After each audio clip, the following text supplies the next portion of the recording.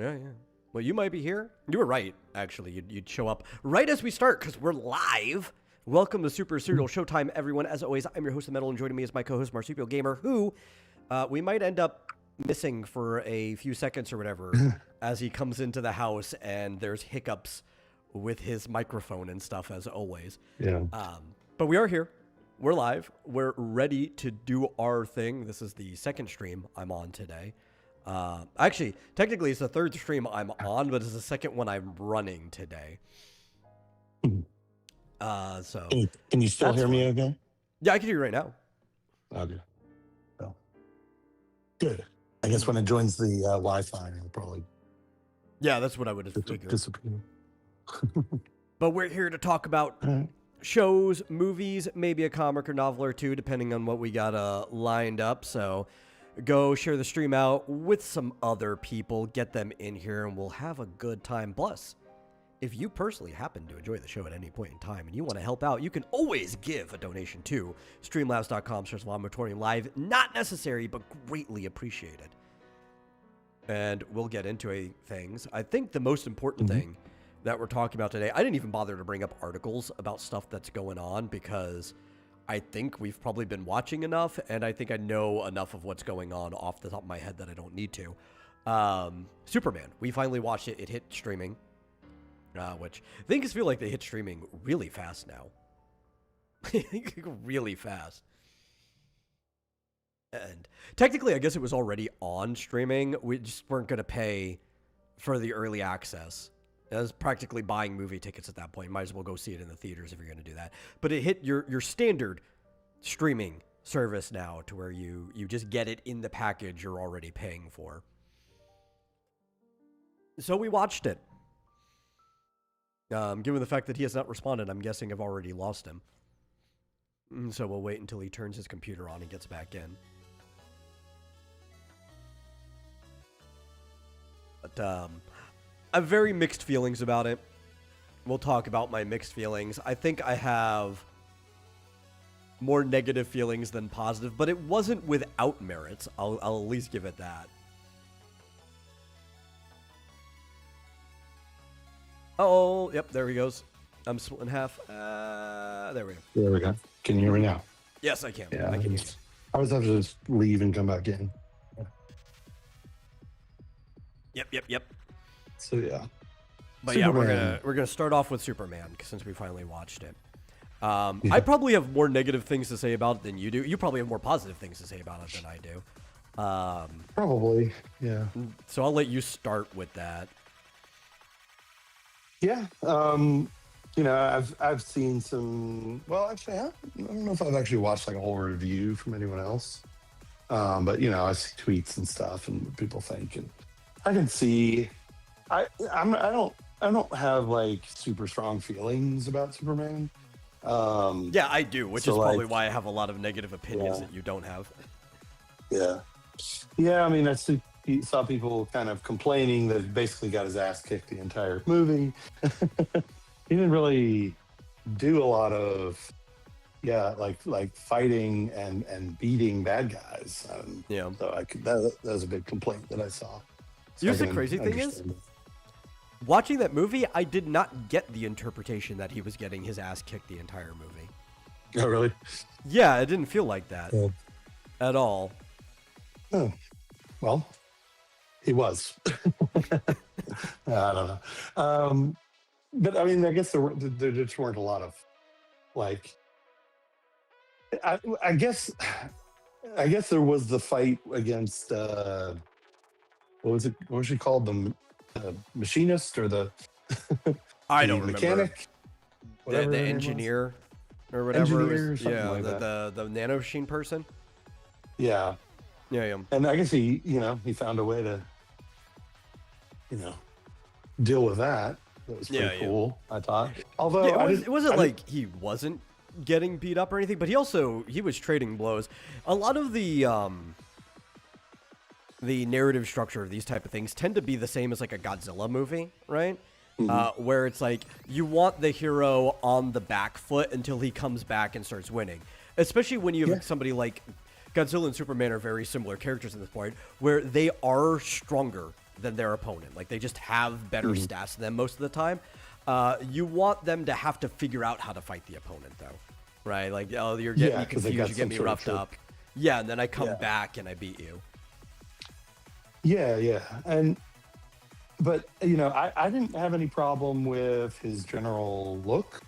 I really love Henry Cavill's Superman, or is it Henry Cavill or Cavill? I've heard it both I've ways. always heard it Cavill, but I don't know. It could be either. Yeah. But here's my Walmart receipt. Perfect. I was just looking for that. I found it. But he struck me as being a younger Superman because Yeah. to me, Henry Cavill looked like he was about 40. But and I like that look. I mean, he's looked like he. I don't know. Not that he was necessarily more experienced as Superman, but like he just seemed like a more mature person overall. Well, that's going to get into Um, some of my complaints about this movie when I get to it. okay. But this was supposed to be a later Superman in his career, right? Than the last one that we got. Because the last Yeah. one we pretty much got day one Superman, right? Like Right. he's rescued people before, but always as just Clark trying to stay hidden from people seeing it. And that was the first time he was Superman. This one's been around for like 3 years in his world. Yeah. Yeah, they explicitly said that. Yeah. Um, Which gives me a lot of is- complaints given that information. well, but he didn't look it. I mean, I guess he was more comfortable in the world. He was more comfortable, Yeah. As a reporter, and sort of. He didn't have to explain to anyone. Everyone knew who he was. It wasn't like a surprise. Like, who's this guy from nowhere, out of Yeah. nowhere? But he just struck me as younger and more naive, I guess, or just I don't know. For some reason, the Henry Cavill version just seemed like hardened by life. He was more stoic in Man of Steel, while this one was less so. Yeah. So I mean, there are good things and bad things. I certainly don't mind a bit of more of a happy Superman. I prefer a playful Superman because for most of the history of his comics, he was always more of a playful guy. I don't really like where people try to paint the picture that a Boy Scout has to be like this completely stoic person who never makes any mistakes or whatever. It's like, no, I mean, you go back, Superman likes to get a little feisty, but obviously even his own emotions, he puts that to the side over the safety of other people. Superman's never been without his quips, like many comic heroes. He's a very punny guy. Superman makes very like cheesy jokes, but he is a guy who banters back and forth like anyone else does. So there were aspects of that I saw in here that I liked. It's not that I didn't think this Superman didn't have potential. I just have issues with the execution with it.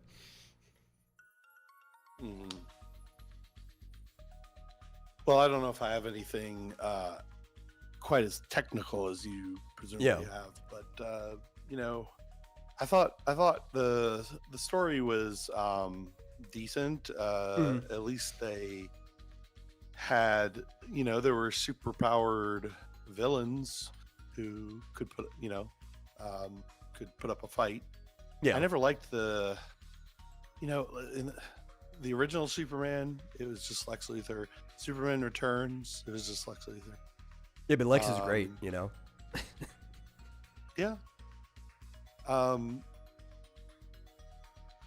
Do it right. I mean, I think was it? I always get this guy confused with Cillian Murphy. Whoever the guy was that played Lex, I thought he was great. Oh yeah, I thought they did a good job with the casting for him.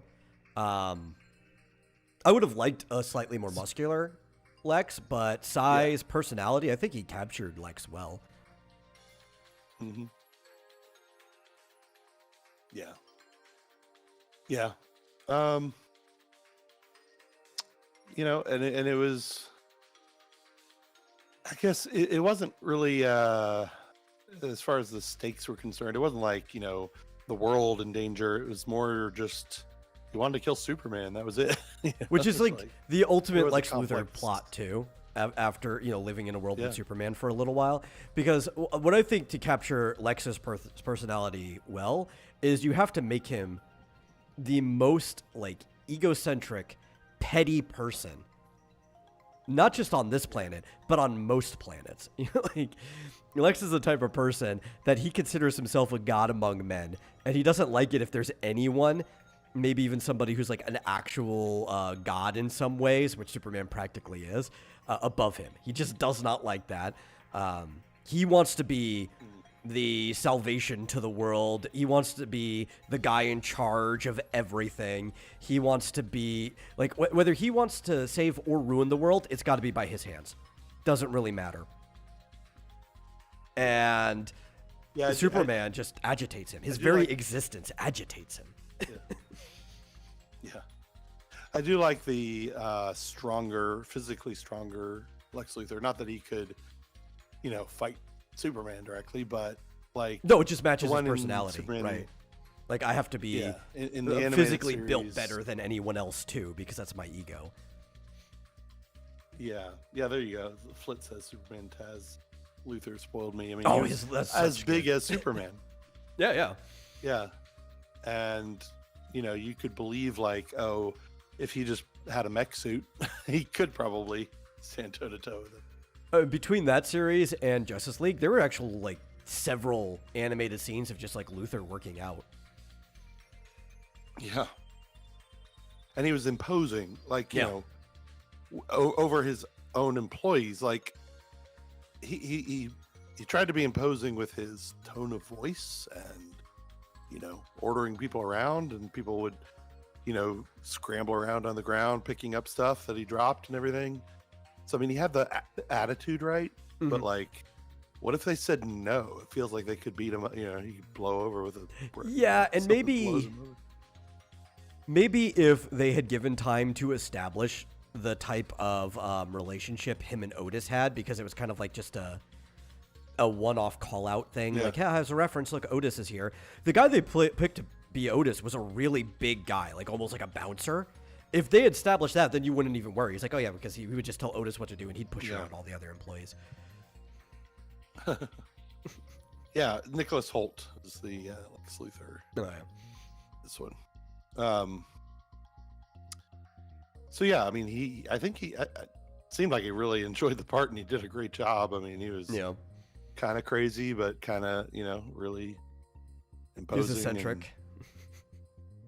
Yeah, and clearly egocentric, and And that was my favorite whole- part of the whole movie, probably, was Lex Luthor. If I had to give like most positive thing I could say about the movie is I really enjoyed the portrayal of Lex Luthor.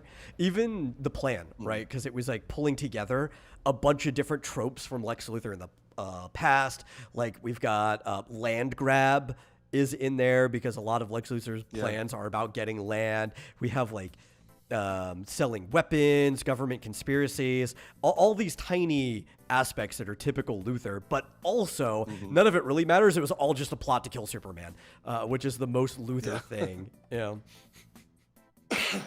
yeah, and he apparently already had like government contracts, or he must have had some sort of government backing in order to create his little pocket dimension where he yeah, because he would keep people basically in a prison in a separate dimension, sort of as sort of a Guantanamo Bay for where the government can hide people. Yeah, Joshua says he was more like animated Luthor when he was on TV or talking to the military. They pulled from a few different ones, for sure. There were definitely times where he was embodying like the Smallville Luthor, who really wasn't much of Luthor in action. In Smallville, his dad, Lionel, played more of the role of Luthor because they were all supposed to be younger. And there was also at times when he was kind of more like the one from Lois and Clark. It was kind of like a mix of like 2 or 3 different live action Luthers, and then also the animated series Luther was definitely in there too. Well, the one from Lois and Clark, he was always like going on dates with Lois. Right? Yeah. But he was also like, this came from the comics too, especially from like the late Silver Age going into what people would call the Bronze Age now. But the Lois and Clark one really embodied that I want to be above everyone. I don't want anyone above me. He even had like a little rant. It's like, you know why I live in a penthouse in the tallest building in Metropolis? It's so I can look down on everyone. Yeah. Well, I was trying to think what there were a few things that bothered me about it more than others. Like, you know, when it was supposedly discovered, although I think I figured out what was. It was supposedly discovered that his parents sent this message, and the second half of it was basically like, we want you to conquer Earth. And yeah, which I hated. I hated everything about that. Yeah, but I think they, you know, watching it or listening to the exact words, and obviously I can't quote it right now, but I think they changed some words to make it, you know, I don't think that was an accurate translation.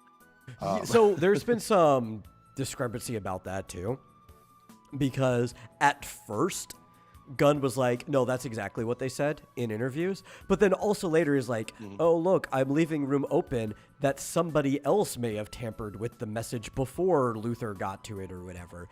So I don't even know if I trust Gunn at this point. You know, it's whatever. Maybe we'll find out later. Yeah. If it shows us like, why did it have to be another clone of Superman? Do you know how often that happens in live action? It's never Bizarro. And then Joshua replies, Luther cloned Superman. It's what he does. Yeah, you know, because like, that's how we got Connor, is from Luther cloning Superman and putting some of his own DNA in there. This was like, this was kind of like some weird halfway between Bizarro and Superboy, acting more like Bizarro, but his origin being closer to Superboy. And the whole thing about them telling him what to do, it seems like it wouldn't. I don't know that his reaction time would be that fast. Oh, yeah. There were some interesting parts where, if you pay attention, he was like distracting Superman so he could write down more commands and stuff to do. Like they're preloading it in a way. But definitely the battle would be way too fast for him to think about, like, because how fast these two characters are, right? Like, you wouldn't even be able to shout them fast enough. Like maybe in a slower Superman fight, which is still too fast for shouting, one person might be able to do button inputs fast enough, like if it was a game controller, but that's still pushing it because these people are like flying around at sonic speeds and stuff. Yeah, and you know, I know that like they have like codes for everything, and somehow this is the real Superman. Yeah. That's my favorite live action Superman. Yeah. I know they had codes for everything, and like I could see Lex Luthor being able to memorize what everything was, but like, did they program this guy's brain or like? No, so I think a bit odd. It was like a team effort, like piloting a Megazord almost. All of those different computers, not every last one of them, because one of them was like controlling the rift or whatever, but multiple people were inputting things when the codes were being said. It was probably like some complex system. It's like, we have the code so that everybody can input the thing they need to input where they need to be, which already convolutes it even more because you have multiple points of failure there. Yeah. And I've definitely seen some people criticize that whole idea of like why couldn't they? I could see him like saying certain things like, you know, get him, or you know, he's above you or whatever, but like every single move. Yeah, why couldn't they just put like Lex input in like a Ready Player One style VR suit? That would have been funny and interesting, and that seems like a very Lex thing. It would be even more like how Joshua says the clone was basically a biological power armor for Lex. You know, just put him in something like that. Have Lex run around.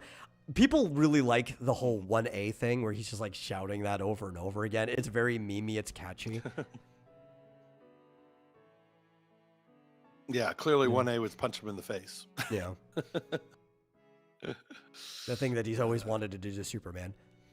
I don't even think like his actions around Superman were even that much different. There was that one part because he was trying to basically gaslight Superman, and he was trying to catch footage that he could send to people where Superman like rushed into his office after they kidnapped Crypto. He's like, "Where's the dog, Lex?" He was acting a little meeker and scared there, but I think up until the end where Crypto attacked him out of nowhere, he was never afraid that Superman was going to do anything to him because he knows how Superman operates. It's like, I'm just a regular person. At worst, Superman's going to pick me up and fly me off to jail if he's got something on me, but he's not going to hit me. Yeah, I don't know what I thought about the whole Crypto flying in and flinging him around the room. Yeah, that was a James Gunn bit. Reminiscent. Yeah, it was very reminiscent. Did James Gunn do the Avengers, where? Like the Hulk Loki thing. I don't think he was involved in that. That was but I mean, they're all friends. I wouldn't be surprised if he and the Russos have the same type of bit. Yeah. Yeah, that's what it was clearly. I mean, to me, just it's a comedic, subversive moment, right? Where it's like, I've got my monologue, I'm going to say my thing. Somebody comes in and stops me from saying my monologue. Yeah. But like monologuing is a very comic book thing, You need to let people monologue. That's how you embrace the spirit of the comic book. Yeah. I don't like the interrupting him by like basically breaking his arm and throwing him around the room. It's like, okay. It was funny when Hulk did it the one time, but you would, somebody's already done it. It's not going to really be funny if somebody else tries to do it in some other thing. Yeah. It just seems unnecessarily violent on the part of the good guy. Yeah. Well, there was also like the way they framed Crypto too, right? Like, I just hate everything about Crypto. He's not like actual Crypto, and I knew he wasn't going to be because there were the interviews with James Gunn where he's like, I'm going to make him like my dog. And it's like, maybe that's something James Gunn's dog would have done. He would have come in and attacked the bad guy because he's playing. But it's like, Crypto has the intelligence of like a humanoid. He just can't talk because he doesn't have a voice box. But like the Kryptonian power, the sunlight, enhances literally every part of your physiology. Crypto is smarter than a human is because of how fast his brain works. He can understand English just fine. He just can't talk back to you. And this was like as dumb as a dog. Probably actually dumber than your average dog. Honestly, it was dumb as like a brain compressed toy poodle. He was cute, I guess. Yeah. Kind of useless. You could barely get him to drag him back to the fortress. Yeah, well, he was part of the plan to save the day, though, right? It's where it's like, Crypto, get the toy. But I feel like you could have done that even with a smart Crypto. Or just a superpowered dumb dog. In a smart Crypto, you'd be using it as code, right? You wouldn't have to like convince him to do it. You'd just be like, Crypto, fetch. And he would know what you mean, and then he would go and attack all the things. Which is a shame. I've been wanting to see a good live action Crypto, because I think he's only showed up in like an episode of a TV show or whatever, and I still haven't gotten a good live action Crypto yet. So yeah, I mean, there's a whole animated series about Crypto, and the other super pets and stuff show up in it, and they can all talk because it's a kid series and they need to be able to talk to each other. Yeah. Is Crypto about as smart as Scooby-Doo? Crypto is. Well, are you in this movie or in the comics? In the comics, he's way smarter than Scooby-Doo. In this movie, I would say he's dumber than Scooby-Doo. Yeah. Well, then there's like the Justice League, basically. The Justice Gang. Some comedy relief, and I liked Guy Gardner. Yeah, it was very Guy Gardner. Did Crypto ever pull the rug out from under? No. Split. If anything, the rug got pulled out from under Crypto when they threw nanobots at his face and he couldn't fight back because he kept trying to like scratch it off like a dog. The thing, actual Crypto would have figured out something to do about that and wouldn't just scratch at his face like a dog. He would have like dove into the freezing cold Arctic waters or something to see if it would kill the nanobots or at least make them freeze up and he could shatter them or something, you know? Yeah. Well, I didn't like the sort of intro to the Justice Gang because like Superman was doing a pretty good job against that giant kaiju, right? Yeah. I mean, he was in a little trouble, but he managed to knock it down a few times, and he kind of figured out he could fly around the, fire breath and everything. I feel like he could have ultimately resolved that, but then they kind of pushed him out of the way, and he ended up having to save a squirrel, save a little girl, and all these like he. No, he saving like, the squirrel and stuff though, that's a very Superman thing to do. I liked that. He would go out of his way in the middle of a fight to make sure that like even the tiniest person doesn't get hurt from it. Yeah. And I did notice that he's kind of like Captain America in that he, watched his language the whole time. Oh yeah.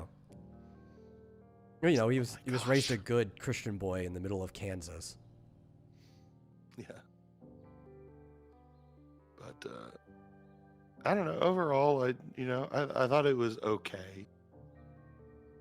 I didn't think it was bad. You're talking about the intro though. Well, right. Because you were saying intro to Justice Gang. I'm going to extend that to the whole intro. Yeah. First off, I don't have a problem with narration in movies. I think narration's fine. The fact that they tried to catch you up as to what was going on in the world through white text on an Arctic background was a really, really bad idea from like a filmmaking aspect. And there's so much of it. There was like, it was a couple hundred words at the beginning. I was reading a few paragraphs like, James Gunn, what are you doing? Just to tell me about like the history of metahumans and how Superman is losing his first fight ever and stuff like. It's like, why? Sadly enough, the ones I could read better were the ones on the actual snow, because at least when snow has shadow over it, it turns gray. The stuff on the sky I could barely read at all, just because it's like white text on bright sky, hardly a drop shadow at all. I hated it. And then not only did we start with exposition, up until that kaiju fight, which was like almost a third into the movie, I think, when that happened, somewhere between like a quarter and a third, up to that part, the movie was 60% exposition. Like almost all the dialogue we got was exposition until the action started. Just jumping around, having to fill us in of like the political environment of the world right now, including telling character stuff. This is a very comic thing to do, but it sucks when you've got this much exposition anyway. Telling character stuff that they should already know just for the sake of the audience. Right? Like you've got these robots talking to Superman, telling him things that Superman should already know.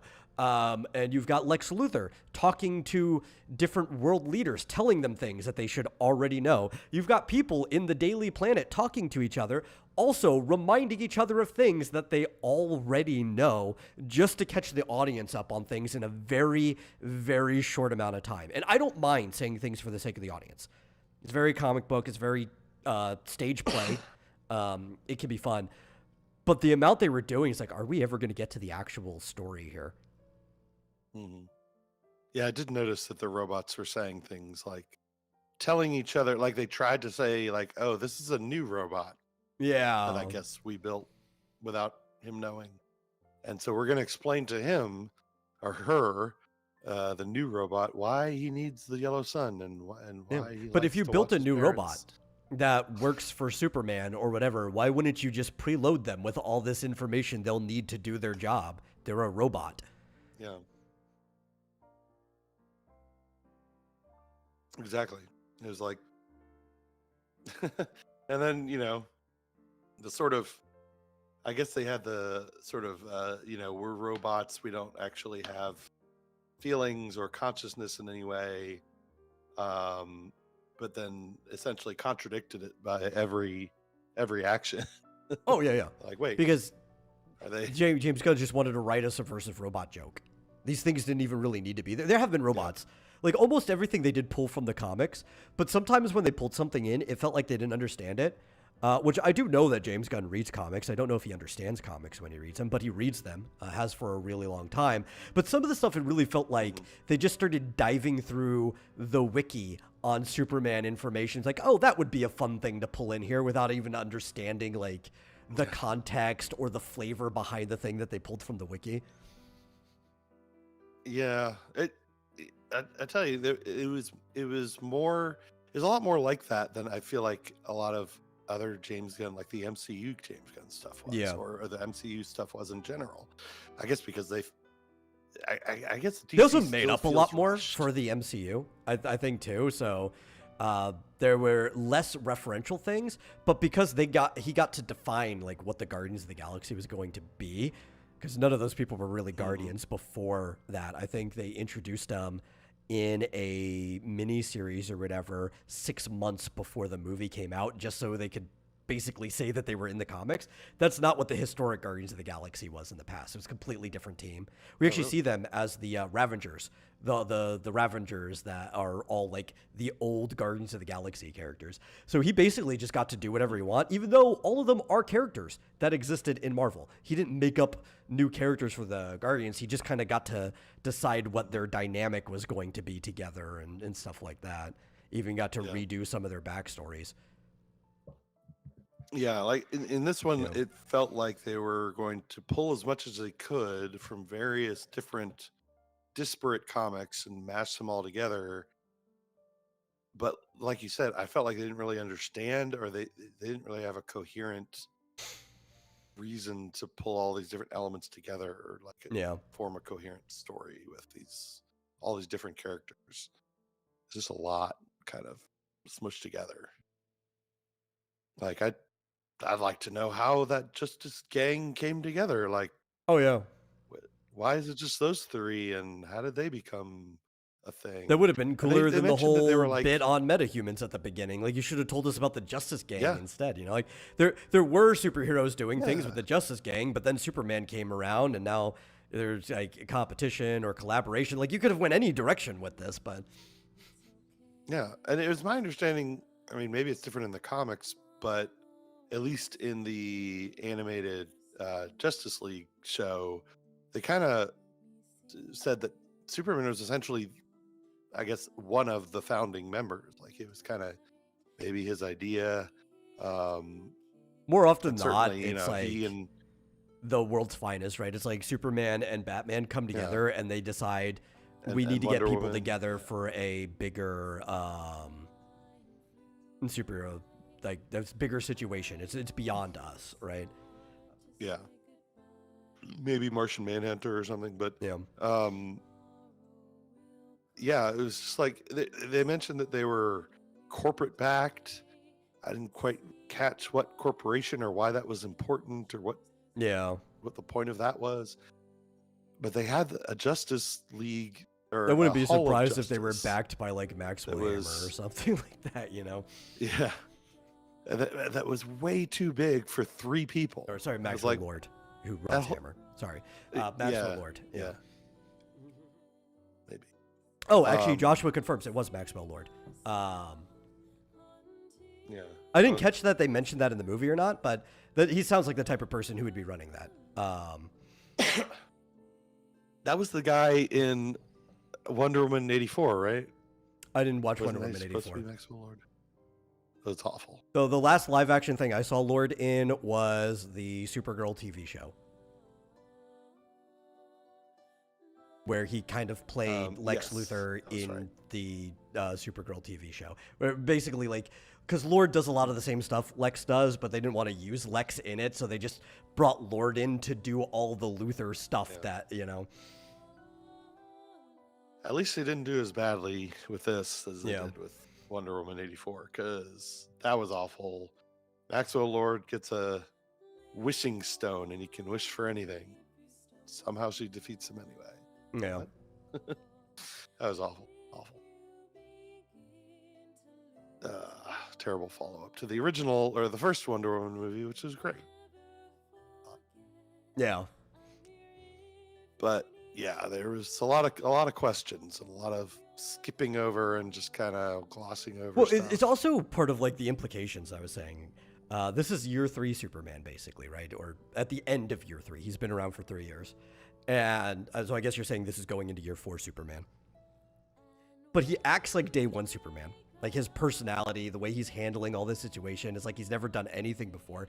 And they'll say, like, well, this is his first really big fight. It's like, well, I could see with the Superman clone being around, this is the toughest thing that he ever did. He didn't know he was basically fighting himself, but clearly there were other superpowered things that he fought before. They've made implications about it. There's another superhero team. They fight even possibly intergalactic threats. You know, they were fighting a floating mass in the background or whatever that looked very different than the rendered from the previews. Like they changed the monster after the fact or whatever. But like, this is clearly a Superman that's had to fight other things before. A Superman that has dealt with Lex Luthor before. A Superman who's at least gotten through the ropes a little bit. But he's behaving like a Superman that's never done any of this before. Like, at all. Yeah. Yeah. Well, apparently people want to talk about Hawk Girl. She was kind of cute. Yeah, but you never really got to see her face. I mean, I guess a little bit in the Hall It might of be for the Justice. best. I don't know. She is played by Isabella Merced. She's pretty cute. Yeah, I Wish don't I'd seen her more. recognize her name off the top of my head. She played Dora in the live-action Dora the Explorer. Does that ring a bell? That. Well, I mean, I remember it sort of. I have to like try to think about that though. So I think I watched that, but I didn't pay attention to it. What, the TV show? I didn't watch Well, the anyway, TV show. You know, I caught a few scenes because my family was watching it, but it was like as I was passing in and out of the room, I didn't watch more than a few seconds at a time. I guess she was like the Nickelodeon equivalent of a, Mickey Mouse Club girl. Oh, okay.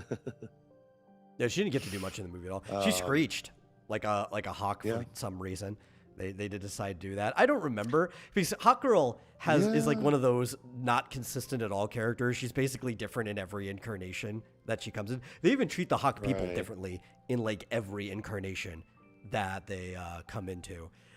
So I don't remember if she's ever screeched before.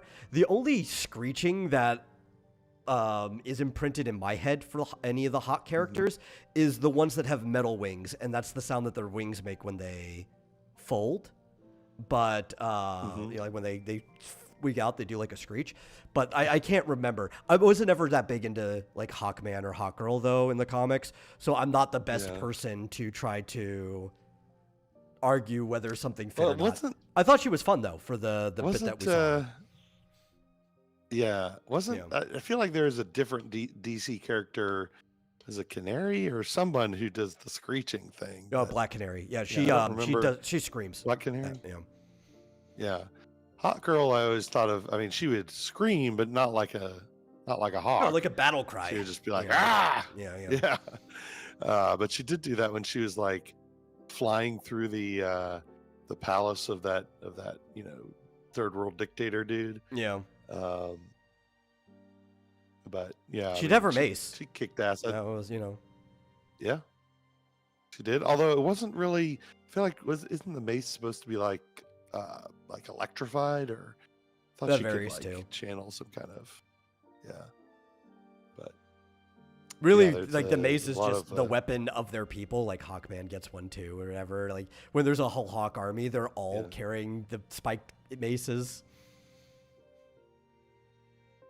What's Hawkman's arch enemy? Is it continuity? That's his arch enemy. I was gonna say the Wonder Twins, I think.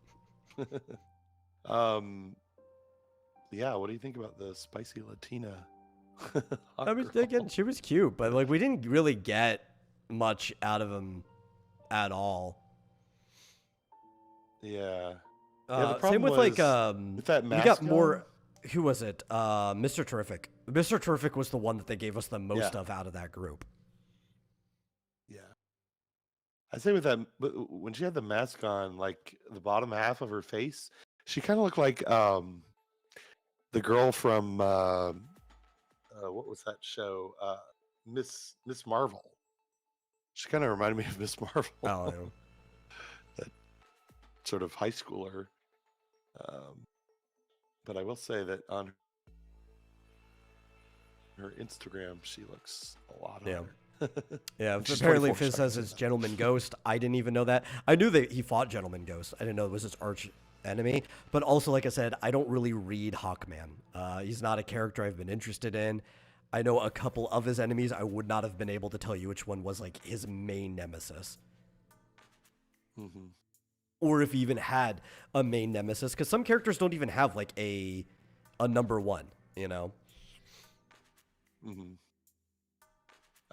They had a couple of spicy Latinas. This Maria Gabriela de Faria played the engineer, and she kind of everyone in this movie reminded me of someone else. Yeah. She kind of reminded me of Lady Death. Was it Lady Death Strike? What the one with with Wolverine and the X-Men that had the claws? Oh, I don't know, okay. for some reason. Lady Mike. Death Strike or whatever her name No, was. in the one that had like the fingernail claws Yeah. in the for some reason. third movie. I don't remember who she was supposed Yeah. to be, but That's who came to mind, but she had like weird like was it nano Lady probes all over her. Deathstrike? I think so. Yeah. Although from behind, when she came up to the computer, wasn't it Batman that's supposed to have a computer? And Superman had a computer in this one. Anyway, she These got are in computers to in try the to Fortress of hack. Solitude. Like that's pretty old. That's like Yeah. really old. Yeah. Yeah, I guess they're crystal computers. Yeah. When it showed her from behind, like hacking into this computer, she reminded me of Livewire.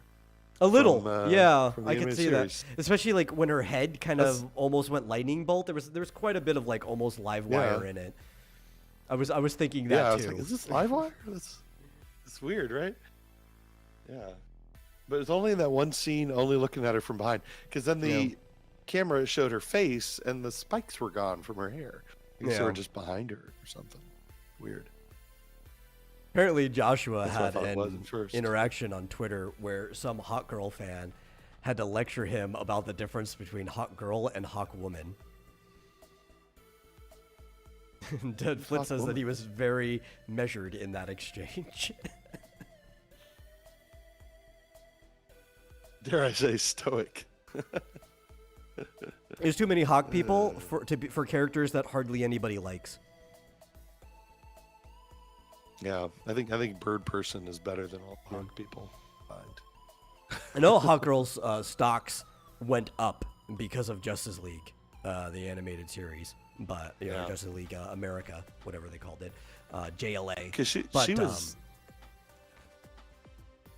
she was a main character. I feel like in the animated, at least Justice League Unlimited.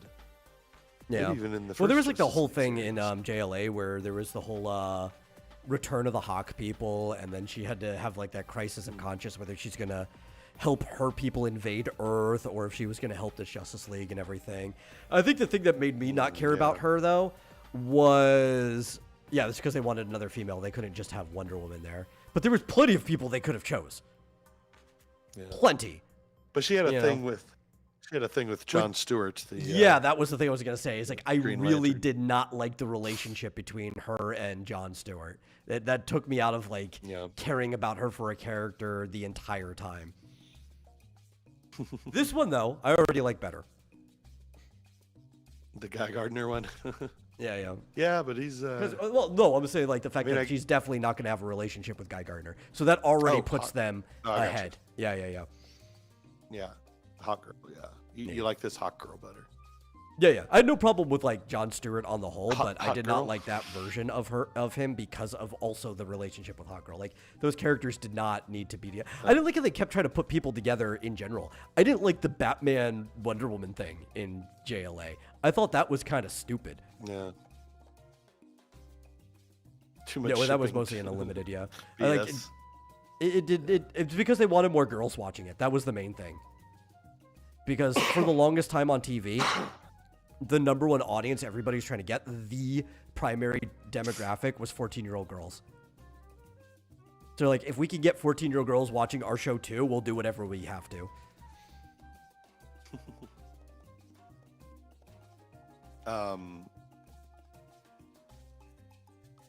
Sorry. Yeah. I forgot. So I guess the only other character we haven't gone to, well, except Lois. We don't have to There's several. talk about her, but Several there's- characters. But Mr. Terrific. Yeah. What is his deal? Why does he have a T on his face? Because he's terrific. That's not even the original Mr. Terrific. Though he might be in this world. I don't know. They didn't like imply whether he was a legacy of an older character or not in this continuity, but Yeah. yeah, Mr. T. Mr. T. Yeah. Yeah, But they he didn't really go, usually that works with kinda science and bugged stuff like me. that, you know. I think they used him kind of fine, though I thought his one really big scene, which was the beach fight, I thought was choreographed horribly. Well, not choreographed horribly. It was cinematographed horribly. I hated the cinematography in that Yeah. fight because it was all from Yeah, I will Lois's say- perspective. Well, that didn't bother me. It was very, again, like reminiscent of some other stuff from like the MCU. Yeah, can't but like think of, when he like- did the same thing in Guardians of the Galaxy, it would shift perspective so you could get a good shot of what was going Yeah. on in the scene. This whole one was almost from inside the barrier that Lois is in, and it obscured a lot of what he Well, was doing. You know what it reminded me of was Yeah. the very beginning of Guardians of the Galaxy 2, I want to say. I believe it was 2, where they're fighting that big monster, and it's all focusing on Groot just like dancing and completely Yeah, oblivious, right? and I hated that part too. But all this crazy I like that scene. But my problem was I'm this immune scene to didn't Baby do Groot. it nearly as well. I didn't care about Groot Yeah. though, but I was watching all the stuff in the background. But it was really hard cool. for me to see what was going on. Like, there was a couple jokes there, but like it was really hard to see what was actually going on in the background. I wanted to see it. Yeah. Well, my point was going Yeah. to be, I feel like this was trying to do something similar, and I think there's other similar scenes in other MCU movies, but it wasn't as good because it wasn't as flashy to me. Like, it was just one guy in kind of drab clothing with these metal balls that you could barely see, and all these people just kind of flipping and flopping Yeah. because you can't see. Well, that's what's what I'm hitting saying. them, Like, these it's tiny really little bad metal because balls. it's stuck in Lois's perspective. Maybe with different characters, I could possibly I think that's imagine a why it shot was where that bad. would work. But no, if you want to really make this shine, what we had to do is we should have jumped around from the perspective of the different balls doing things. Like you could, like a drone fight. Yeah. You know? You could have jumped out of the. So he puts her in a force field. and Yeah. From then on, the camera's inside the force field. They could have jumped out and back in. The little metal balls should have been like multicolored or something, Yeah. so you could see. Oh, there's a pink one and a blue one and a green one, and You could track them you across could the see them screen. better. Yeah. something. It's Yeah, like that's what the maybe green one's doing now. Force field. Yeah, I mean that was the thing. Is Joshua says sometimes I think you don't have to see everything. See, I don't. See, I agree with that. I Yeah, I don't disagree with you. It's just with not being if able I to- don't have to see everything and I still think it's lame, then maybe the scene is just lame. Yeah, I mean, I think it was like a cool scene done Yeah. a little done poorly Yeah. because there's like, oh, it felt like it was kind of cool, and it could have been Yeah, it felt like it more of it, like, should I have couldn't really been cool. track. Yeah, I couldn't really track what was going on just because it was just a bunch of characters. And that's why the Guardians of the Galaxy scene worked so well for me, because all the characters are very distinct.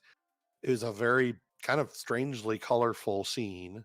Like like rainbows coming out of this creature's mouth, and in this one, it was all just drab with kind of a reddish tint because they're inside that stupid force field. So it's like, man, it seems like it was this close to being a good scene, but it just wasn't. It was just bad. Yeah. So it was sad because I liked the idea, and I like. Yeah, overall though, I think they did Mr. Terrific fine. They pretty much only pulled him in because they wanted like a cool black guy, and I think for being the cool black guy in the movie, cool. He did a good job of being the cool black guy in the movie. Yeah. You know? Yeah. Yeah. Cool. But yeah. It's like they did exactly what they wanted him to be. Yeah. I did like, they go into the pocket universe and he's like, she's like, well, should we go get him? He's like, are you crazy? We can't go in there. Like sees a river of anti-protons. He's like, it was an anti-proton river. That was exactly what it was. Yeah. Yeah. He's kind of like cynical and, almost incredulous that she would be like, we got to do something. It's like, it's nothing I can do. This is a guy who prepares for what he does. It's like, he didn't bring his fixture to where he can hover around in a chair or whatever. He didn't bring anything to carry anyone else. It's like, we got to go back out that portal. That's what we got to do. Yeah. Yeah. It's kind of no nonsense. Yeah. Shouldn't they have exploded? Yeah, probably. Oh, the anti-protons or something? Yeah. I mean, that didn't make any sense. It was a river of pixels. What it was. Yeah. What it was. It was like pixels. And the Superman went in it. He was perfectly fine. Which I know is Superman. You want him to be perfectly fine. I don't know what version of Superman they're going with as far as how his powers work. Whether he's got the New Earth hard light shield that would protect him from it. I don't think it matters because I think over-explaining Superman makes him worse. He's just Superman. He's fine. He had to make sure that baby didn't touch it, though. That was the important part. Yeah. So it says, Mr. Terrific is the new cool black guy, trademarked. Cyborg fans on sewer slide watch. Yeah. Indeed. The problem is they had potential with the Cyborg, but he was in Teen Titans, right? Like in the TV show and stuff. Yeah. They didn't sell it in the Justice League or the Snyderverse or whatever. Like, he just did not do the role well. If you want a character at least come off a little cool, that's something James Gunn knows how to put into a character. I don't think Snyder knows that at all. It's like if a character ends up cool, it's like incidental with him, And there are people who are upset that he didn't say booyah, I think. Isn't that right? Like the actor refused, or was that a rumor? Yeah, I don't know if they ever brought that in the comics. I think the TV show was the first time he ever said that. I wouldn't be surprised though, because he got way more popular than he had been in years after the cartoon, that they would bring that into the comics too. I just didn't really read Teen Titans after that show. If I want Teen Titans, I'll just go back and read the original New Teen Titans run from like 81, That's the only one worth reading. I just like the show. Yeah. Like, well, the show is a lot of its own original stuff, but a lot of what it's pulling from is the New Teen Titans from like 81. Mm-hmm. Yeah. I mean, the whole first year of that comic arc was the Trigon arc. Yeah. Yeah. I thought the Mr. Terrific was probably, he was cool. I liked him. He was great. He was better than most of the token characters in the various, comic book movies. He actually had something to do, and he actually had a reason to be there, and he actually was helpful. And I don't even mind them using that version because he's been Mr. Terrific for decades now, so that's like the version most people would know of the character anyway. Like, I think almost all of New Earth and on, he's been Mr. Terrific. Like, they would nod back that there was a legacy before him in the newer versions. Like, he wasn't the first one in his world, but it's the only one that they would ever write for from that point on. Yeah. Yeah, lately I've been seeing a lot of better, like, intelligent, I guess you could say, diversity, like that isn't in your face and has no purpose and is just Almost feels like we're returning corny. to the 90s a little bit. Yeah. Which is not a bad thing at all, Like, it's because not nonsensical. Character variety and actor variety was good in the 90s. You know, if we could go back to that, I think most people would be happy. Yeah, and I mean, obviously, I don't want to talk about this again, but I don't think I mentioned that, like, in the live action How to Train Your Dragon, there were characters of various ethnicities, but they actually explained it. They said, like, oh, these other tribes came from other places around the world to help us fight these dragons. And Yeah, then that's they cool, dropped it. but that doesn't belong to How I it's Train like- Your Dragons. That's fine. That's fine. I get it. Yeah. It wasn't, but at least, frankly, it was explained in 2 seconds, and then they never talked about it again. And those characters were just kind of in the background anyway. Who the hell cares? But it wasn't like nonsensical, what was it? Rings of Power. For some reason, this isolated village looks like, Downtown New York, It's yeah. yeah, multicultural, did they import these people from the Southlands or something? Where did these people come from? Like, what the hell? This doesn't make any sense. Yeah. Well, like, talking about a place okay, that you'd expect a lot of diversity, you'd expect Metropolis to be a very diverse place because it is a big city that is a stand-in city for America. I believe Metropolis was originally supposed to be Cleveland when it was first conceived. It's kind of merged a little into taking aspects from both Chicago and New York over time. In fact, it had like a Times Square that was very much like New York Times Square. That's where the kaiju fight and everything happened. But I think it was originally supposed to be Cleveland. Of course, I think the Kent's Farm, Smallville, was supposed to be in Ohio originally too, and that slowly over time was moved to Kansas because I figured that was just a more fitting place for it to be. Yeah. But my point was like, okay, they had, I mean, Mr. Terrific is a great character from the comics. Like, they didn't have to shoehorn some new character or someone obscure in, and they didn't like say Lois is now going to be, whatever she was in that. Wasn't like in the cartoon, in that My Adventures with Superman. She was bizarrely tan looking, and and Jimmy was black for some reason. It's And Josh was saying the only race swap in this movie was Perry White. Except, like, I wouldn't blame the movie for it because Perry White, outside and inside the comics, has been black before for long periods of time too. So it's like, and they picked a great actor for him too. I can't remember his name, but it was the dude who played Greer in Jack Ryan. So I was like, oh my god, we just saw him in another thing before that. He was pretty good at it too.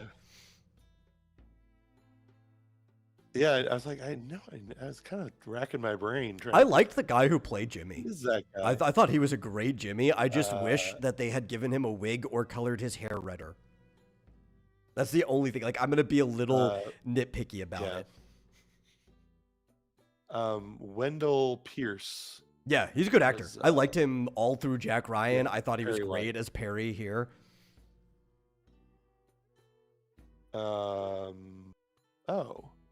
Maxwell Lord was in this? Was he? He must have had a very brief cameo. I don't even remember seeing him, Apparently it was Sean Gunn, sort of the second in command guy of the Reavers from Guardians of the Galaxy. Yeah. And I know who he is. But I didn't remember seeing him. It must have been very brief that he was in it. I don't remember seeing him at all. His Instagram says, Sean Gunn is a human person. He is currently alive. Good bio. Yeah. He was in you know what show he was in? What? Gilmore Girls. Oh, okay. He was hilarious in Gilmore Girls. The gingers were allowed to be white this time, Joshua says. Yes, the ginger was allowed to be white. He just wasn't allowed to be a strong ginger. He was, he was still leaning into the red area, but it was like, his hair was pretty dark. It was like almost brunette. He was kind of strawberry blonde. Yeah, brownish blonde. I mean, he had freckles. Yeah, at least he had that. I don't know why. I wanted a I don't strong understand why. orange red. That's what I wanted. That's what I see in my head when I see Jimmy. That you should have dyed his hair. Like you want like bright orange, like Krusty the Clown or something? like carrot top almost. Yeah. I don't understand why all these women were in love with him. So that's just like good looking, was he? that's a running gag from the comics. Guy Gardner too. Yeah, Guy was closer to the right haircut. It was still a little more blonde. It was in that strawberry blonde range, but you could easily tell that he was supposed to be a ginger. And I thought he did a great job as Guy. Yeah. I really liked Fillion as Guy. He's a huge Green Lantern fan, so whatever lantern you threw him on, he was going to play him right. So that was great. Yeah. But Nathan Fillion has very dark hair, so they really blonded him up. Absolutely, yeah. But it's a running gag in the comics for a really long time that this nerd Jimmy Olsen somehow keeps getting with hot women. He's dated so many hot women over the years. They even called it out as like a gag in the movie too, because Lois was like, Jimmy, how do you do it? Right, when she saw like his ex.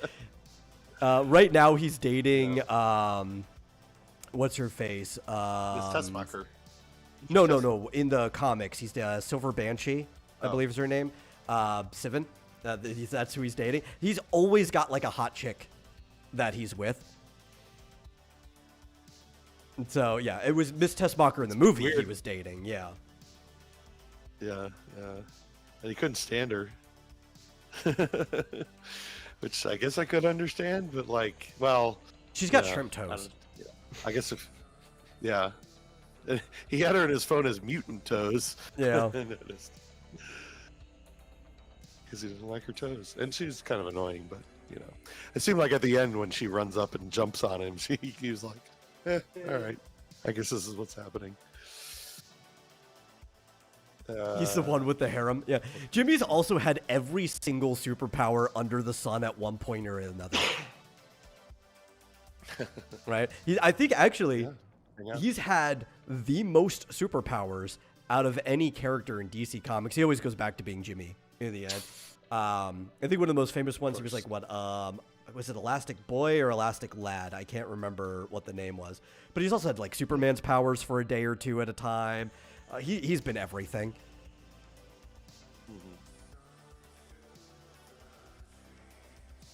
Oh, wait. Yeah. Okay, so let's talk about John and Martha Kent, because I love the Kents. I agreed with you. Yeah, this might have been my favorite depiction of the Kents. Yeah. Yeah. That between this or the animated series, those are my two favorite depictions of the Kents. Yeah.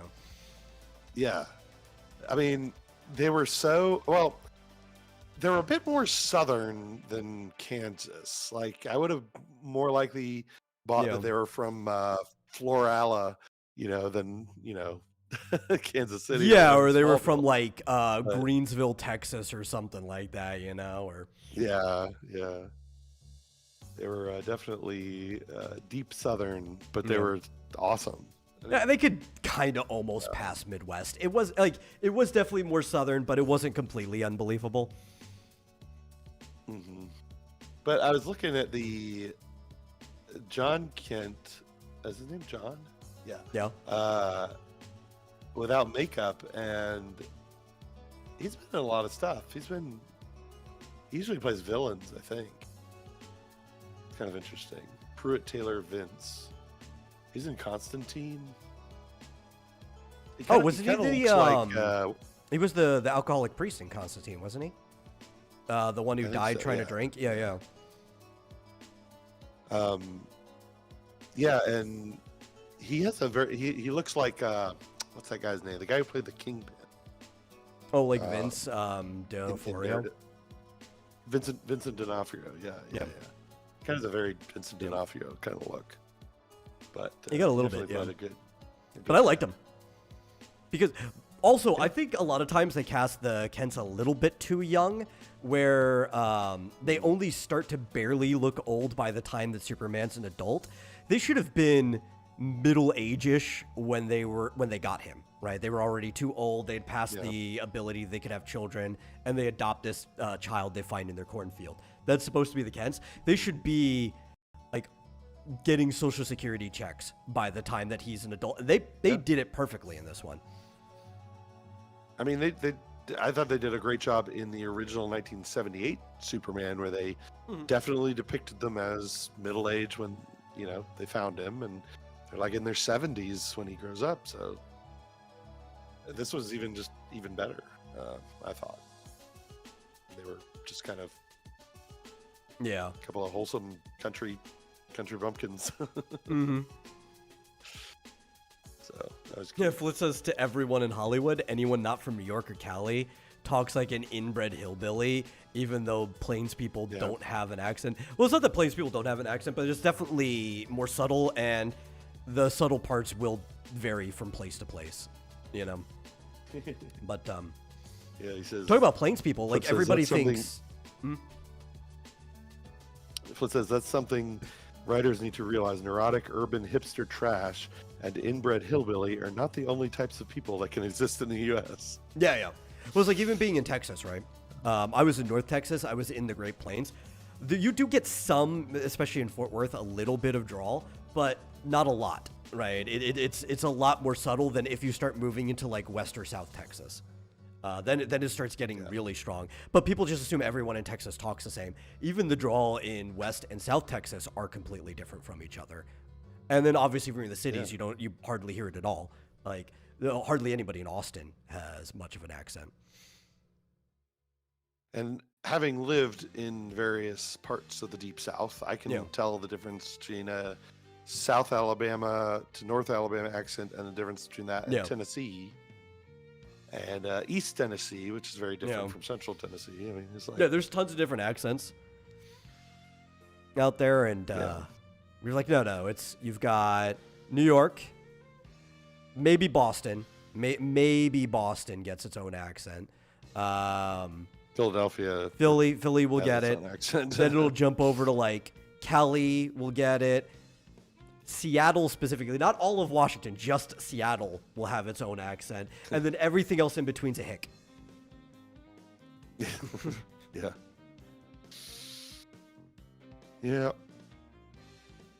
I mean, and if they're, good movies will recognize that, Minnesota has a very strong accent. Wisconsin does too, but not as strong as Minnesota. Like the way people talked in Fargo was just hilarious, but spot on. It was exactly right. A lot of times it's like up Almost to the actor to find out. Like, a really good example of somebody getting a very local accent right is, oh my God, I'm trying to remember her name. I think it was it Kelly something? But it was the wife in No Country for Old Men. She's Irish. But you wouldn't even be able to tell watching that movie because she was able to like flick it on and off. And Tommy Lee Jones was from the city that that story took place in. He grew up there, and he said like her accent was perfect to the people in the city. She just kind of like walked around for days before the shoot and learned the accent from the locals. So like that's how you do it. You go to the place that accent's supposed to be from and learn it from the people speaking there.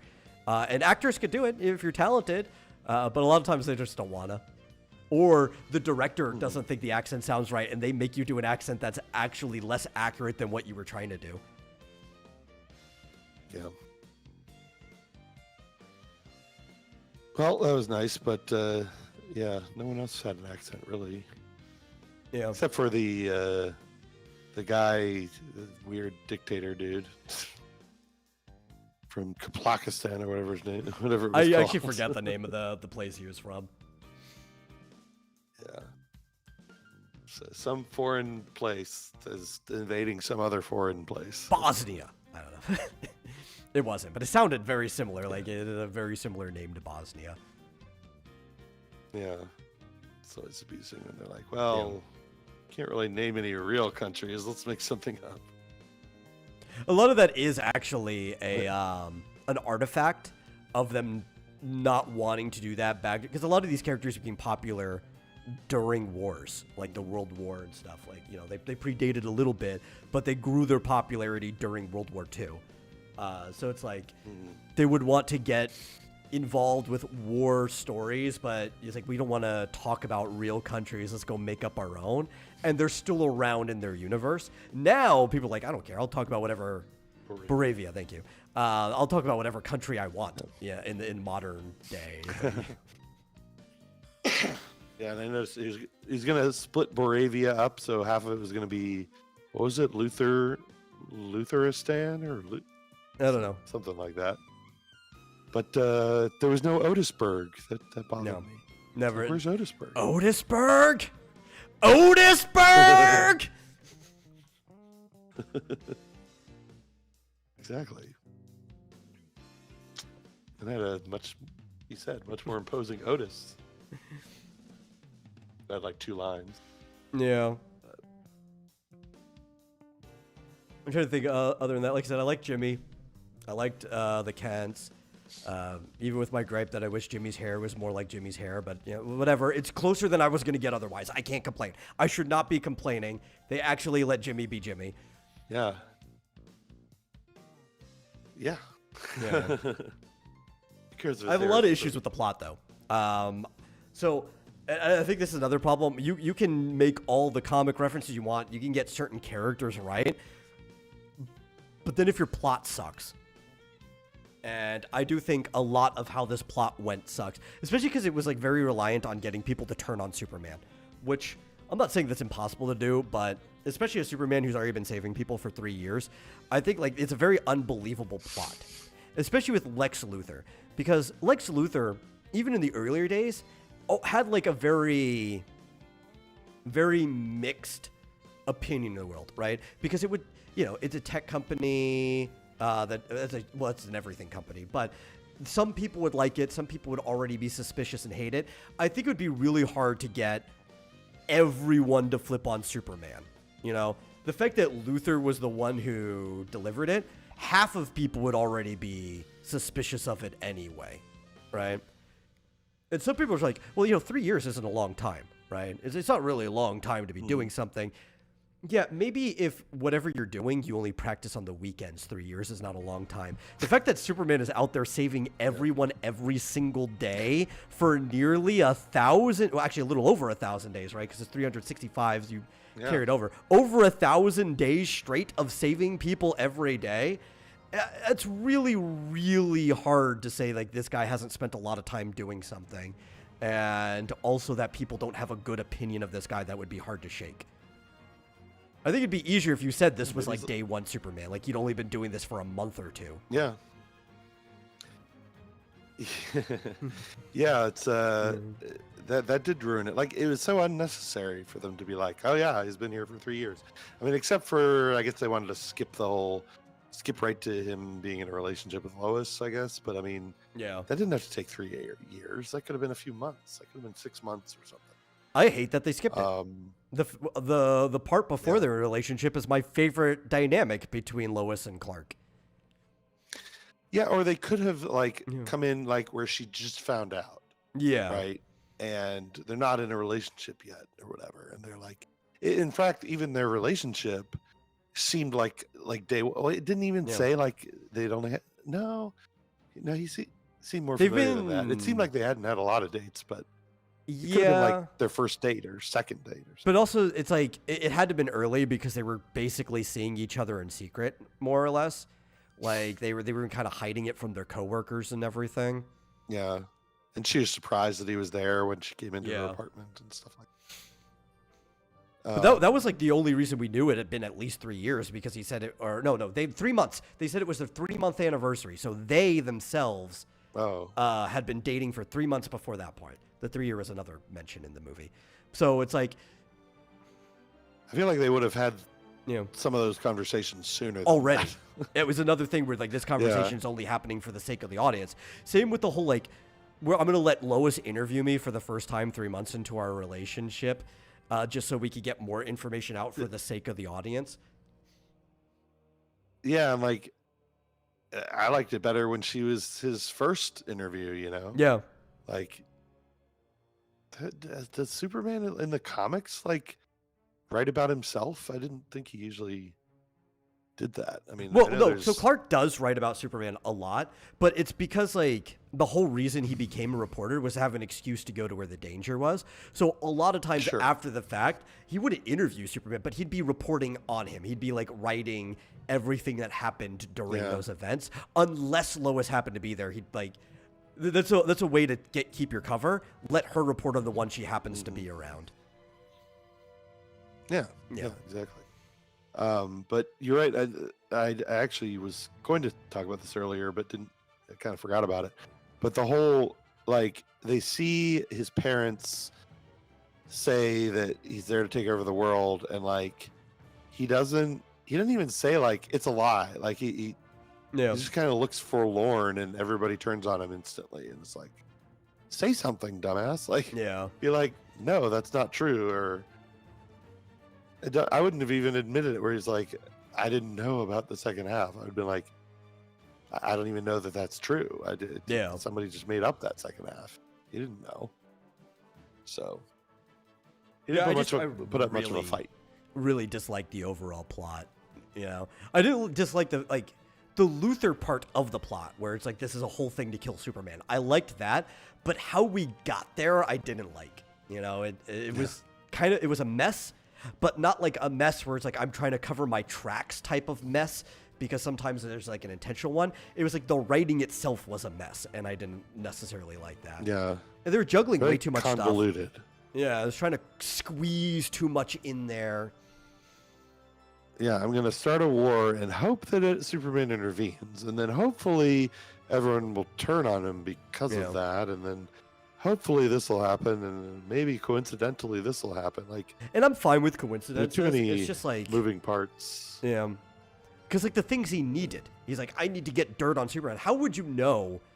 Like the hinging on the plot that there even is dirt in the Fortress of Solitude. You know, like that's a big thing to gamble on already.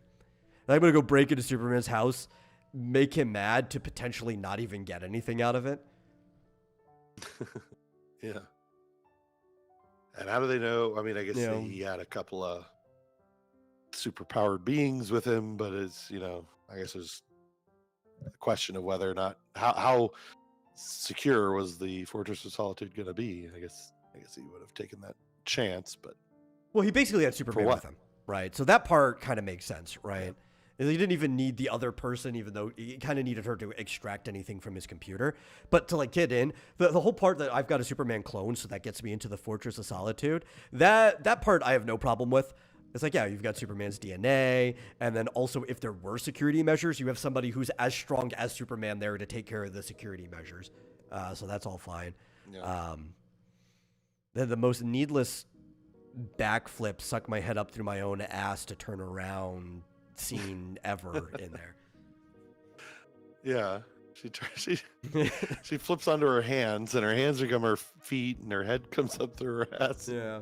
Suddenly she's right side up again. I was like, what was the point of that? Yeah. Turning around would have been faster. And who are you showing off to? The weird dog whose face you covered up with nanobots or whatever? I don't know. The robots you're killing? It would have been better if she had just, like, the front of her face had come out through the back of her head, and suddenly she'd be facing the other way. Or something along those lines.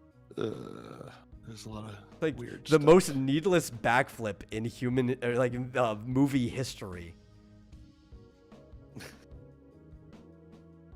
And it was kind of gross. Well, I liked it, honestly.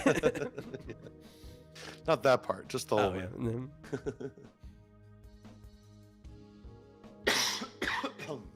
Man, I think like overall for me, the movie was like somewhere between 40 to 50% the way there of like what I want out of a Superman movie. It was like, it was on the way. Okay. It had a lot of stuff that I liked from it, but the stuff I didn't like from it outnumbered the stuff that I liked.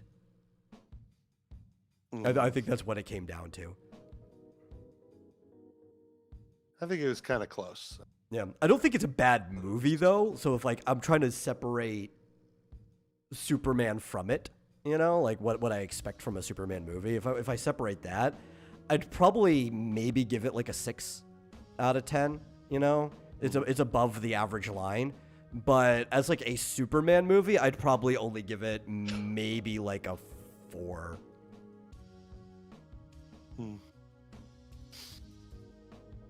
I'd say 5 or 6, but Yeah. I'm probably, like I said, I'm more forgiving because I don't have really strong feelings about the character anyway. But I guess maybe the last thing I wanted to ask you was, Actually, I what do you almost felt the think- same about this as I did from the Mario movie. It's almost the same score. Oh, About how like if what did I give the Mario movie? I way probably higher gave it than 8 or me. 9. Yeah. I love that movie. I saw it twice in the theaters, and then I got the DVD as soon as it came out. Yeah. So I love that I movie. think that's what I gave it to. Is like if I was saying this as just a kids movie and I took away my expectations of Mario out of it, I would have gave it a 6. But then like with my expectations of Mario, it dropped it down to a 4. So yeah. Yeah. Well, what do you think of Millie Alcock, who also plays Rhaenys Targaryen in House of the Dragon, playing Supergirl? Oh, I didn't even realize that opinion was on Supergirl? that person, because I've never seen House of the Dragon, so I didn't recognize her from anything. I hate the depiction of Supergirl, just absolutely altogether. That's not enough to affect my score of the movie because it was basically like a post-credit scene type thing setting up. But we've been dealing with party hard drunk Supergirl for like a couple decades now, and I've hated it the entire time. It's the worst rendition of my favorite DC character. That's not how she was before Is that what she her is? return. Yeah. Is that how she is in the comics? Because I'd never seen. She has been for a little bit. Right. Which is really weird because, like, obviously, Carol Danvers, when she first showed up, was kind of like a ripoff of Kara Danvers, Supergirl. Marvel needed their own version. Their Marvel was a ripoff of Superman anyway, right? And the Krees are a ripoff of Kryptonians and everything. But then she grew into her own character. Carol had an alcohol problem for a long time in her career. That was not something of Kara over at DC until like a couple decades ago, because she didn't come back originally with New Earth. That was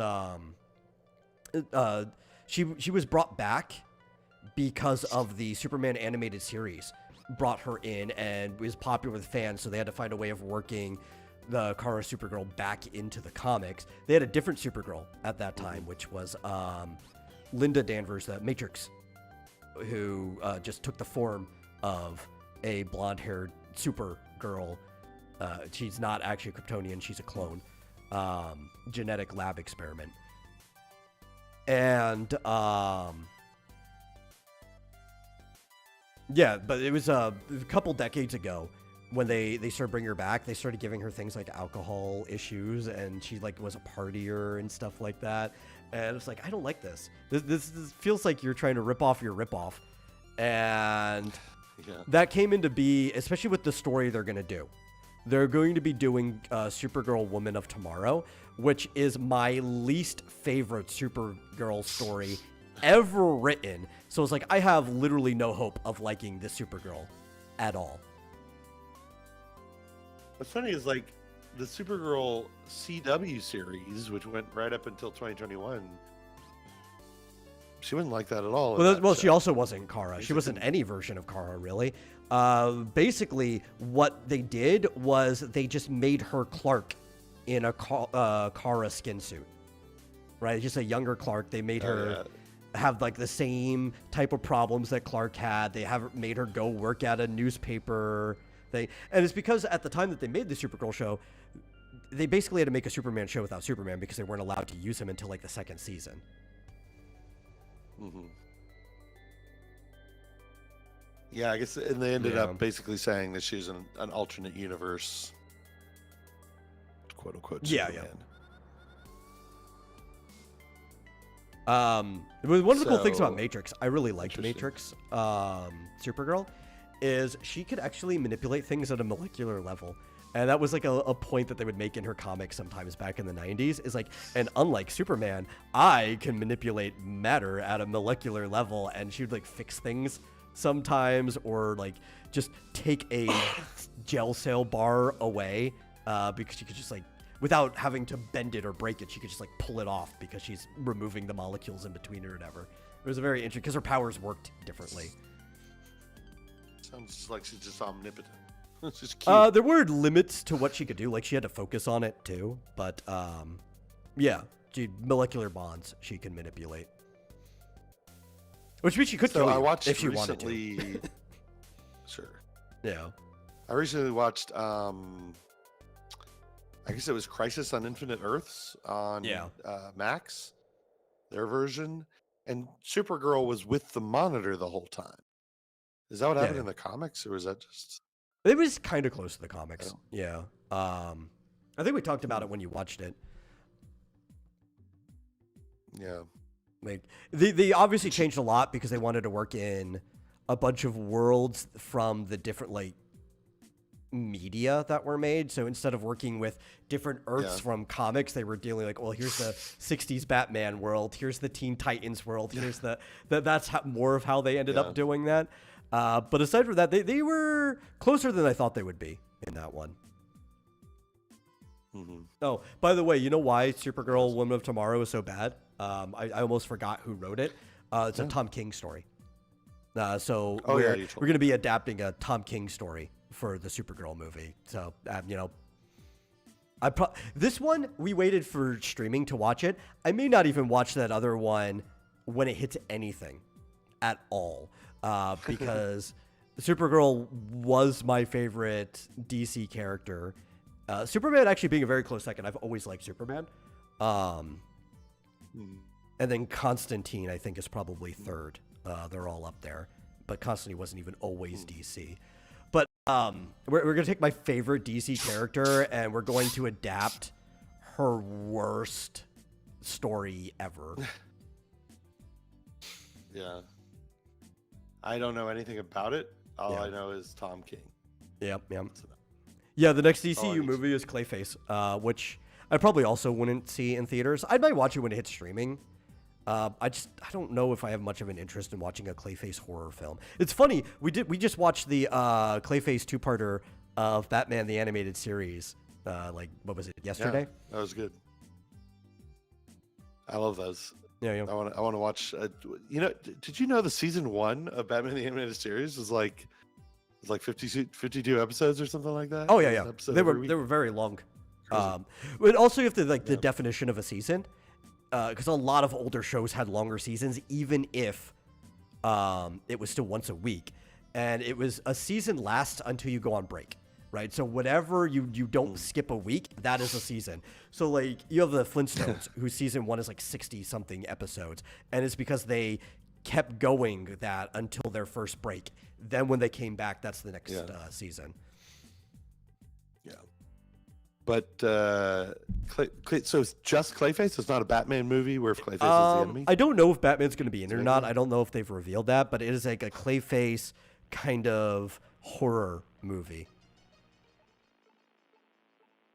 Why do they keep doing this? I don't understand these movies centered around... Like, Clayface is cool, but I don't want to watch a movie centered around Clayface as like, the main character. I'd watch a Batman movie where Clayface is the villain. That sounds fun. Exactly. Yeah. It's like... Fizz thinks a Bat family member might be there. Is it going to be Batgirl? If it's... Well, no, because they haven't even introduced anyone. You know, I'm trying to think, like, Nightwing, but it's like, do I really want them to introduce Nightwing before he was Robin?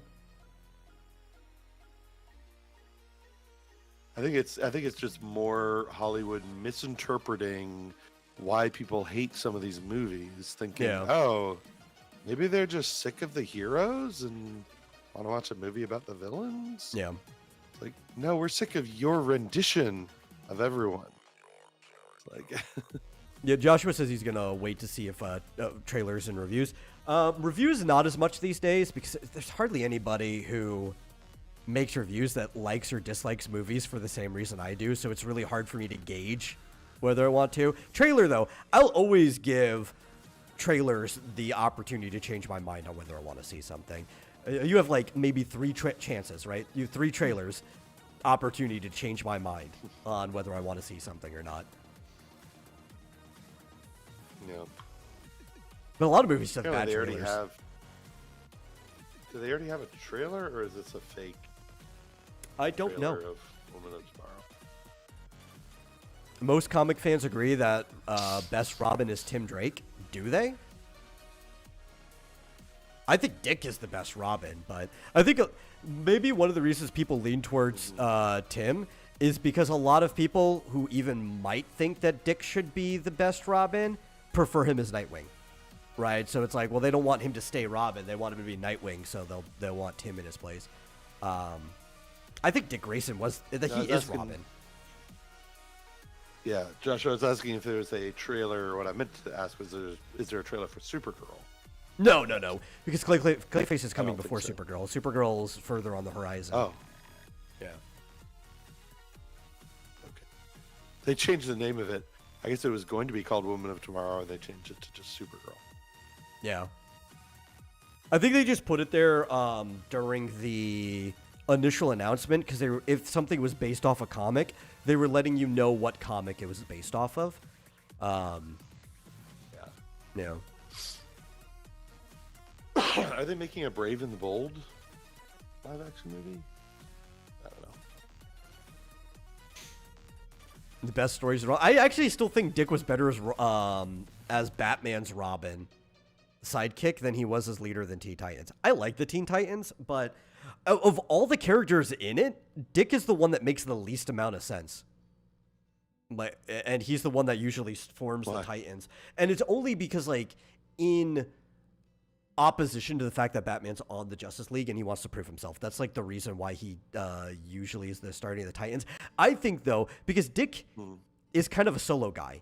He works with Batman, but very much like Bruce, he would prefer to work alone, which is why he went off to be Nightwing in Bloodhaven. But I think if you really wanted it to make more sense, the Titans should have already been operating and Dick should have been working on his own in the city.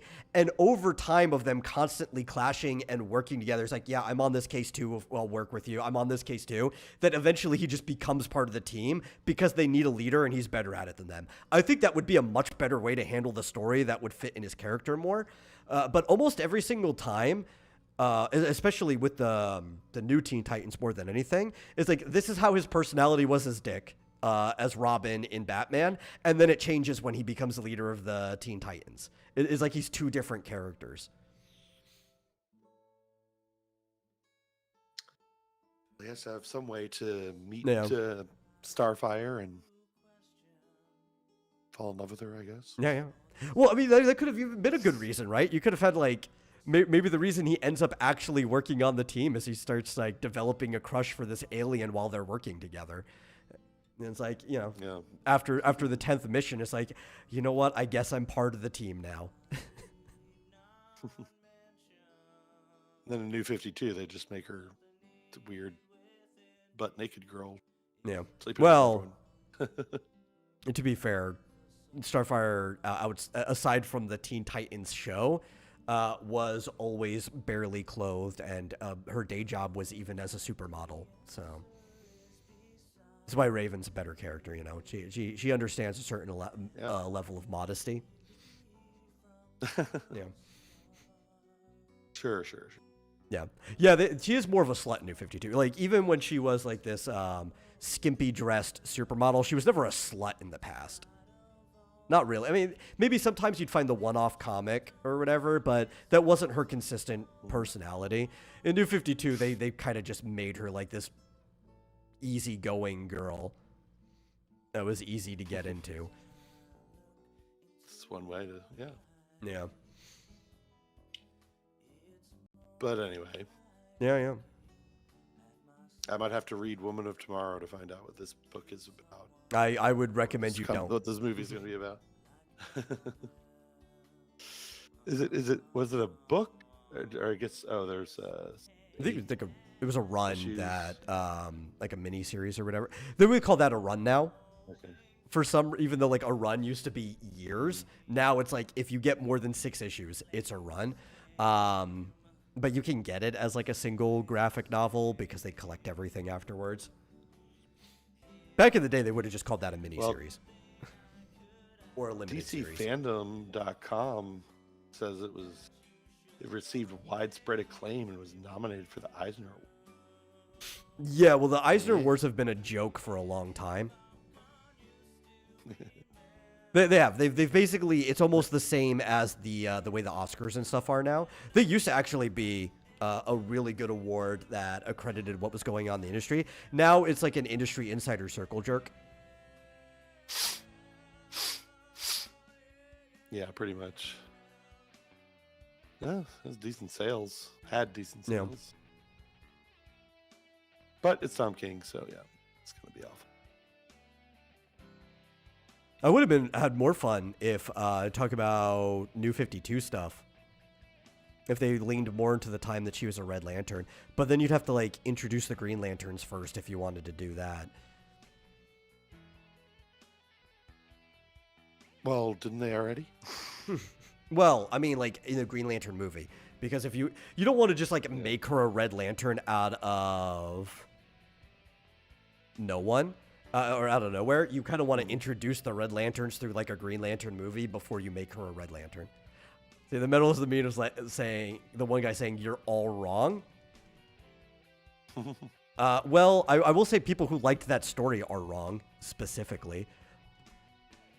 To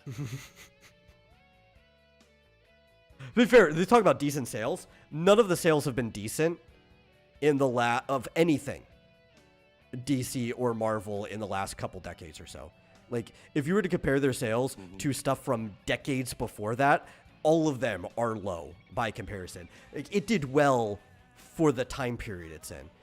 It is really bad compared to your average Superman or Supergirl comic from like the 70s or 80s. Yeah. And so, yes, they are all wrong. Well, I need a Guy Gardner and Hawk Girl movie. That's all I care about. That could be fun. Like I said, I really liked the Guy Gardner. I feel like just putting Nathan Fillion, just make a Justice Gang movie that's about them. I'd be fine with that. They got the Metamorpho guy in too, which we didn't really talk about. Metamorpho. I did say I liked his design. I wasn't really sold on his personality too much. I didn't dislike it. It's just like, whatever. He's got room to work with. But his design was good. I liked how instead of just being like human silhouette musculature with different colors, they actually... maybe they do this in modern comics. I don't see Metamorpho around too much to know. But they actually gave him like different textures on the different colored parts of his body. That was kind of cool. Made him stand out. I'm just used to seeing older versions of Metamorpho, and it's really just like color spots on a human body. Yeah. I think that's basically what he looked like in the animated series. Yeah. I seem to remember him looking like he had different materials in different areas. Definitely multicolored. Yeah. I did like when he like blasted his body away and he was just a head flying around. That was fun. I like that actually. It was funny. Yeah. Turned his body into acid. That was very Metamorpho. Mm-hmm. Like, where does he get his body back? Just from the air? Yeah, it's like, or just like eventually all that acid that he created on them, it'll evaporate and he'll pull it back to him. You know. Yeah, I guess all the molecules. Because usually he reconstitutes himself from the same stuff. I don't know if it's changed that he could just like use other stuff to fix it. They did not explain. Yeah. But I think that's enough. We've spent the entire show talking about that, more or less. We didn't even talk about Knights of Guinevere. Do you want to give like a very brief review of that before we get off, or do you want to save that for next time? I don't know. I want to save that for when we've seen more of it, because I don't even know. Yeah. Well, I just wanted to react to the pilot.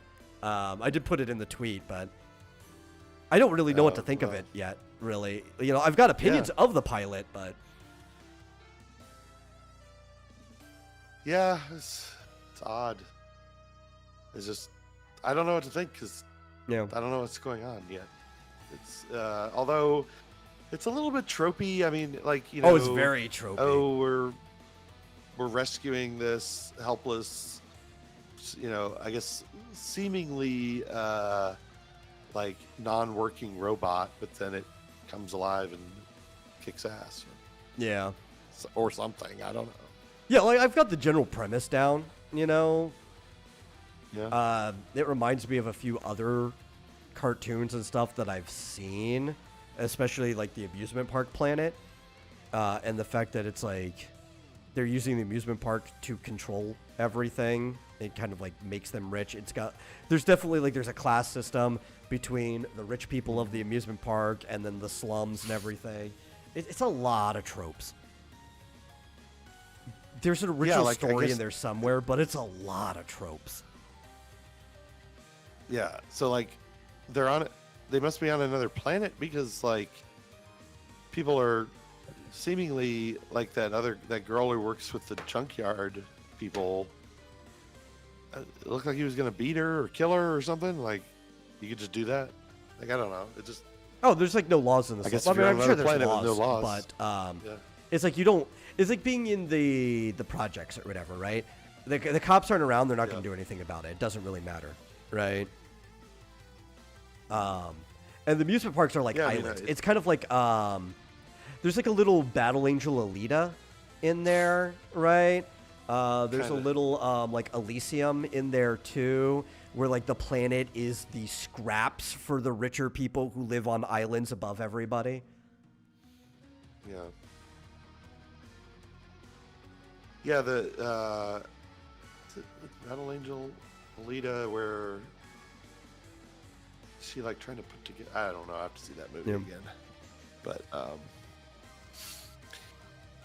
yeah, I don't have much to say about it. I could just babble because I don't really know what's happening. Yeah. That one girl definitely has like schizophrenia for sure. At least it feels like it. Yeah, the one girl whose name I can't remember versus the other girl either. I can't remember. Yeah. But the tubbier girl has schizophrenia. She seems to see like stuffed animals talking to her, but it's like the toys were actually there, but like when she was seeing it, it was like the friends were alive, like holograms or whatever. And she's like, that memory is still fresh in my head. It's like, you know what? That memory might be fresh in your head because you're still living it in your schizophrenic world. Yeah. In case anybody doesn't know, this is some new premiere that was on the Glitch YouTube channel. Yeah, it's Glitch's new thing. Joshua says more indie cartoons for girls. Yes. This one definitely more so does seem like it's centered around slightly more to the female audience. Like maybe there's action. It looks like there's going to be action in it from where we left off to try to maybe keep some of the guys around. But it does seem to be more centered on the female audience than anything. Yeah. Flit. Oh, Glitch? LOL, no. Glitch. Yeah. What was it called? Guinevere and something? Knights of Guinevere. What's the name of the show? Knights of Guinevere. Yeah. This is an all right name for a show. I mean, it's Yeah. I don't know. Just the beginning was so strange. I couldn't even follow it. I mean, okay. I mean, obviously I could follow it when they centered it around these two girls who were like engineers of some sort, but it's weird. Of course, I probably felt this way about Amazing Digital Circus at first, and now I kind of love that show. But you gotta find I did not feel this way about Amazing Digital Circus at first. That one, I kind of had like an easier time of figuring out what was going on the very first viewing. I must not have been paying attention because we watched the first episode last night again, the pilot. And you didn't remember like any of it, almost. I was like, I barely remembered. I remembered the scene where he names Pomni. Yeah. And that's about it. That's all I remember. I will say, I must have been doing something else or half asleep or something. As far as interest, I do agree that at least the two characters are decently interesting. I thought this was a much more interesting pilot than the Gaslight District, their last one. That one, I just don't even know if I'll watch another episode of. Maybe I'll give it another chance. But this one was definitely more interesting than the last one that they put up. Dave Flitz says, hypothesis. Modern writers are trash because they have no real-life experiences. Everything they write is a series of tropes taken from other media because that's all they know. Yeah, and I've said this a long time. If you want to get good at telling stories, you have to actually go out and... Two things, right? You have to go and live. You have to have real life to draw from. And you have to go and make friends with people who have lived so that you can fill the gap in your experiences with their experiences. That's how you make good stories with varied characters. You build models of what are functionally real people in your head, and then you can exaggerate them in different directions, giving events that are exaggerations of things that could happen in real life. You don't want to be limited by real life, but you need them to help inform your storytelling. And a lot of these people have been writing fan fictions their whole life, and then they go to write by committee after they're done writing their fan fictions, and all they have are tropes. Yeah. Just as I've seen a show about evil amusement park, but it's just a variation on like you said, Elysium and Alita, and bunch of other. It's to some degree to Final Fantasy VII with the upper and lower plates, Like, it's not a super new concept. It's just the fact that they're using the amusement park as the theme. But then I've also seen some things that are similar, just not doing the whole slum dichotomy thing. So they're merging some things together. They're this that meets this. That's always kind of an okay thing to do as a starting point. Let's hope to see that they do more later, and it's not just the starting point the entire time.